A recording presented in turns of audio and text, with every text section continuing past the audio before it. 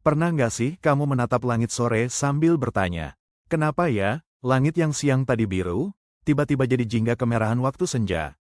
Fenomena ini bukan sekadar lukisan alam yang indah, tapi ada sains yang luar biasa di balik perubahan warna langit itu. Bersiaplah, karena hari ini, kita akan menyelami rahasia fisika dari langit biru yang berubah jadi jingga saat matahari tenggelam. Pertama-tama, mari kita mulai dari cahaya matahari. Cahaya matahari yang tampak putih sebenarnya adalah campuran dari berbagai warna cahaya, mulai dari merah, jingga, kuning, hijau, biru, nila, hingga ungu. Kumpulan warna ini disebut sebagai spektrum cahaya, dan bisa dilihat ketika cahaya matahari dipisahkan menggunakan prisma atau ketika terjadi pelangi. Setiap warna dalam spektrum memiliki panjang gelombang berbeda. Merah memiliki panjang gelombang paling besar. Biru dan ungu memiliki panjang gelombang paling pendek. Hal ini akan berperan penting dalam interaksi cahaya dengan atmosfer. Ketika cahaya matahari masuk ke atmosfer bumi, ia bertemu dengan molekul udara seperti nitrogen, oksigen, serta partikel debu dan uap air. Interaksi antara cahaya dan partikel kecil di atmosfer ini menyebabkan fenomena yang disebut hamburan Rayleigh. Hamburan Rayleigh menjelaskan bahwa cahaya dengan panjang gelombang pendek, seperti biru dan ungu, lebih mudah dihamburkan ke segala arah dibandingkan cahaya dengan gelombang panjang seperti merah. Lalu, mengapa langit tampak biru dan bukan ungu?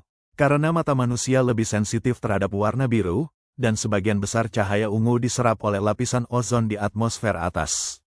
Hasilnya, langit di siang hari tampak biru. Saat sore hari, posisi matahari berada lebih rendah di cakrawala. Ini berarti sudut datang cahaya matahari menjadi lebih landai. Berbeda dengan siang hari, di mana cahaya matahari datang hampir tegak lurus. Pada sore hari cahaya harus menembus atmosfer dengan jalur yang lebih panjang dan miring sebelum sampai ke mata kita. Bayangkan atmosfer bumi seperti lapisan udara yang menyelimuti bola. Saat siang hari, cahaya matahari hanya perlu menembus lapisan atmosfer yang tipis secara vertikal. Tapi saat sore, jalur yang dilewati cahaya menjadi miring dan jauh lebih panjang, sehingga cahaya harus melewati lebih banyak molekul udara dan partikel di atmosfer. Dalam perjalanan panjang ini, cahaya dengan panjang gelombang pendek seperti biru dan ungu dihamburkan terlebih dahulu ke berbagai arah dan tidak lagi tersisa dalam jumlah signifikan ke arah mata pengamat. Hamburan ini bahkan terjadi berkali-kali, hingga cahaya biru dan ungu menjadi semakin tersebar keluar garis pandang.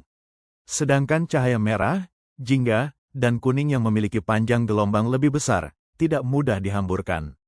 Mereka mampu bertahan, melewati atmosfer yang tebal dan tetap berjalan lurus menuju mata kita.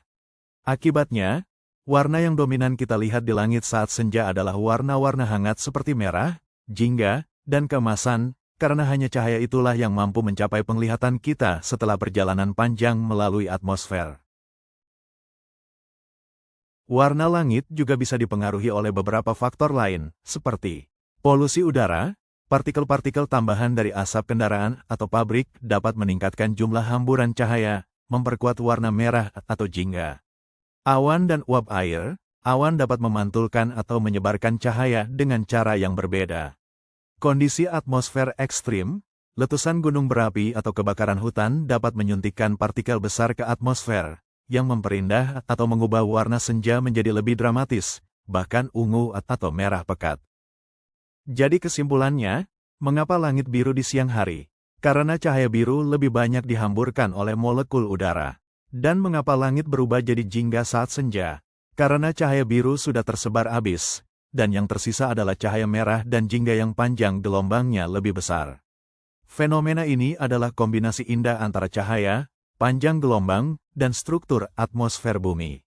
Sesuatu yang tampak sederhana di langit, ternyata menyimpan penjelasan fisika yang luar biasa.